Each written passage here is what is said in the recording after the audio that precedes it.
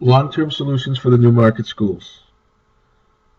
The goal of this is phased construction and renovation of the new building that supports the long-range facilities plan needed to support the school department for its long-range planned use and curriculum of the facilities. The topics that we're going to cover are the building facts and the elementary school facts, as provided us by the evaluation of the existing facilities by team design, the building code in reference, fire and life safety points, and then the high school and elementary school proposal. The high school building facts are as follows. In 2004, an engineering overview by team design was completed. In that evaluation, they called out that the new boiler was installed in 1997 with a life expectancy of 25 to 30 years. Second, it can support renovation or addition. And then third, the air handlers are in need of replacement. So back in 2004, we knew that there was a problem with the heating system. Recent issues that have come to light include issues with the existing boiler in far as problems with the oil tank, and it looked like to me, like on the pictures that were provided by Mr. French, there was a potential, maybe some glycol that caused some gaskets to corrode, and that's what's causing the leaking and rusting that you saw in the pictures that he provided us at the last meeting. Then it also called out in 1998 the new Johnson controls, which essentially are low voltage control systems for the heating of the building, were installed. The electrical inside the building is oversized in that only 600 amps are provided from the street, but the building can handle 800 amp total. Next was the propane gas lines to the kitchen and the sign slabs that they called out needed to be replaced, which I'm assuming at this point were probably already replaced with previous renovations. The cafeteria in the kitchen is undersized, and in this is also addressed in my proposal. Then the last, which is the biggest, which is the reason why we're here, is the Department of Education standards for educational space. According to Harriman, on his latest proposal, or not his proposal, but his floor plan he provided us prior to the election, in which he wanted to draw out in different colors the spaces in the existing building that were undersized. Well, the color code was essentially 40% of the existing building does not meet standards programmed. And again, these are as programmed. This doesn't represent what they could be if they were utilized for a different purpose, such as a different class grade. There was 900 square feet was the number they wanted to put in there, where it was only 800 square feet in size. So needless to say, out of total everything, all the spaces that were impacted by the undersized program space was roughly 34,000 square feet. And in this number, this represents 40% of the total high school building square footage, which was roughly 85,000 square feet. So this also includes a percentage of the large gym that's existing. Here is a structural final assessment of the high school as it stands today. And essentially, I'll draw your attention to the bottom, in which it says the additions should be structurally independent, which is what we've done. And it also, as you read into this paragraph, it also calls out that the building is actually in good shape with some minor cracking. And through my experience, I've come to realize that the old timers knew how to build. So that the wooden buildings that are standing today that were pre-60 or early 60s are in good shape. It's the ones that are newer in between the 60s and the early 80s where we were changing materials. And the materials were actually the flaw. Wasn't how we constructed it. So at the elementary school, in that same assessment from team design, it calls out when the building was built in 1987, and it calls out that the boiler needs replacement. Also that our electrical infrastructure is fine, and we're only utilizing 25 or 24% of available capacity, which means we have more to grow. Building security is poor, especially what has happened in the past year or two. Security should be a priority, especially with our younger populations as most vulnerable. And then I want to address the 4 trailers that house classrooms and teaching spaces where the kids have to go outside. Let's get them all under one roof. Here, what I've highlighted are basic building code sections. One handles additions. If you build onto the existing, you can no less constructed in such a fashion that the addition are no less conforming with the provisions of this code than the existing building or structure was prior to the addition. Because there's a lot of talk out there about being code compliant. The buildings, if they were assigned with a certificate of occupancy, are code compliant. Let's not confuse the two between life safety and the building code, which I think there's been a lot of.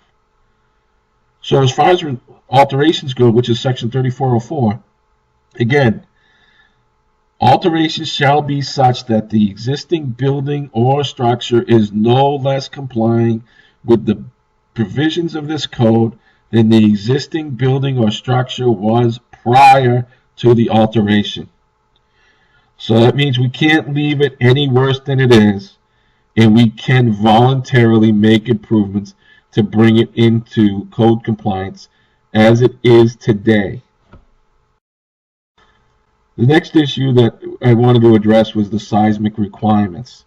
And that's been a big word thrown around. And yes, the building as it stands today does not meet the 21st century seismic requirements. But as I showed out on the previous slides, that's not, if we don't touch it, it's fine. And again, throughout the report and the evaluation by both Harriman and Team Design, they called out that they couldn't make a determination as to the seismic compliance of the existing structures because of certain finishes that are on the wall that they can't see inside of it. So this is not as big as people think it is, because the building has withstood, as I said, it was built and it was compliant when it was constructed, and because we add on more requirements, it makes it more restrictive, and that's as we add more regulation. So essentially, if we take that train of thought and look at it going forward, the building that we build today, tomorrow may not comply if they add a new regulation, which doesn't make sense. So we work with what we have, improve it as we can, and evaluate as we go through this. After speaking with the fire chief on the phone, fire and life safety will be signed off as soon as the prescription as prescribed by the fire chief is completed. At that point, the entire building as it is today will be code compliant. And I believe we have 2 more sections remaining of the overall prescription to complete. The fire chief did draw to my attention that the only thing that's outstanding that we have to address at some point, and I know we are after listening to Harriman out on the presentation last week, is the ADA compliance issue. And again, if we can't meet the standards, this law allows you to modify it and to comply with the law with a modification, as long as it presents no health or safety risk. So this next photo shows, or this photo, it shows the existing high school, which is on the bottom right, and the Carpenter property up across the street. What I'm proposing to do is eliminate the parking on the school site as it is today. Then relocate parking across the street where the existing building is, the storefronts are, and I believe the insurance company is over there as well.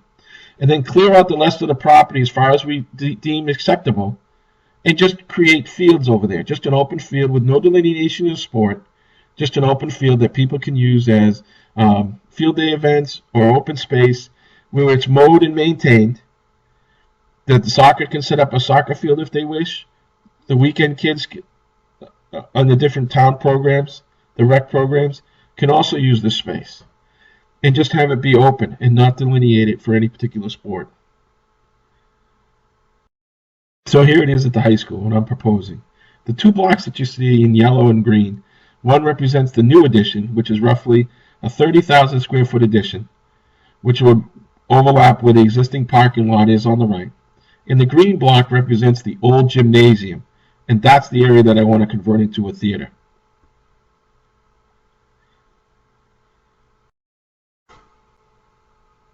Each floor was roughly 11,000 square feet. It's roughly 150 feet long by 75 feet wide, and essentially a 75-foot hallway in the middle. And what I utilize, because of the grading at the existing high school, is I've created a walkout basement situation. But I'm not proposing having no windows on any of the art rooms or classrooms. I'm expecting to put in there window wells, set of stairs, an inverted set of stairs to get people out, as a supplementary set of egresses, which will be addressed by an architect. And then at the far end of the building, where the hallway exits into the lower area where the existing parking lot is now, at the end of the building where the woodworking shop is to have a larger set of doors which would slide out. And then also there would be a secondary set of stairs on the exterior of the building to go up onto the different floors. So essentially what you're going to have when you're looking at this, on the first, and you're looking at, again, this is level 1 or the basement. As we go up, you'll see how I access the existing buildings. So in this space, you have a mechanical room, and again, the mechanicals are going to be able to support the existing building, this new building, and take some of the load off of the existing building by assuming some of the responsibility of carrying, heating and cooling that space. As well as I have an elevator on this floor plan I want to draw your attention to. And I've located in such an area that it's relatively close to of access for the classrooms. As you can see, we have a chem lab located down here, family or consumer science center, woodworking, and art. Now the art, nothing is etched in stone. This is only a proposal. But the art room I'm calling right now is only 900 square feet, which should be larger. I agree. So we can take a little bit from the woodworking area or whatever, mix and match. But again, all the messy stuff is in the basement. The chem lab's messy, or with the chemicals. An art room's messy by nature. People dropping paints, and the woodworking.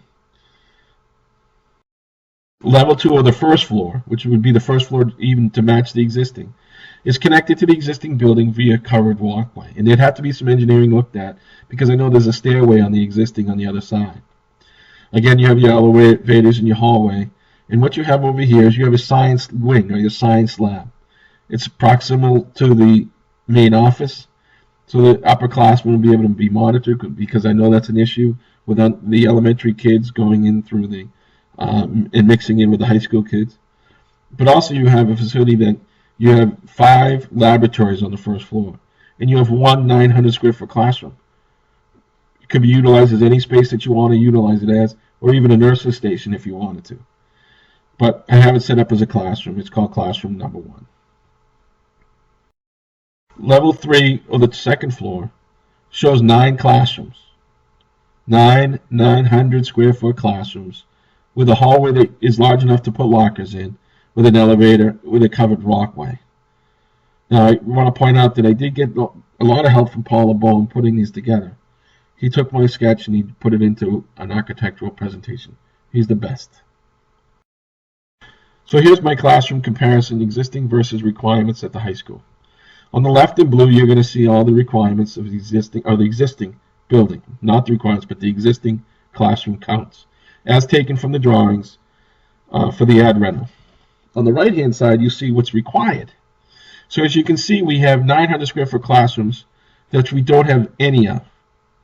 And we have 14 800 square foot classrooms, which 800 square foot classroom satisfies the high school's requirements for class sizes. So the total square foot for the existing is 18,700 square feet. And then for the new, or the new requirements, is 20,200 square feet. So the total at the new building at the high school, for its total classroom count after the ad rentals and the construction of the new building, would be 10 classrooms at 900 square feet.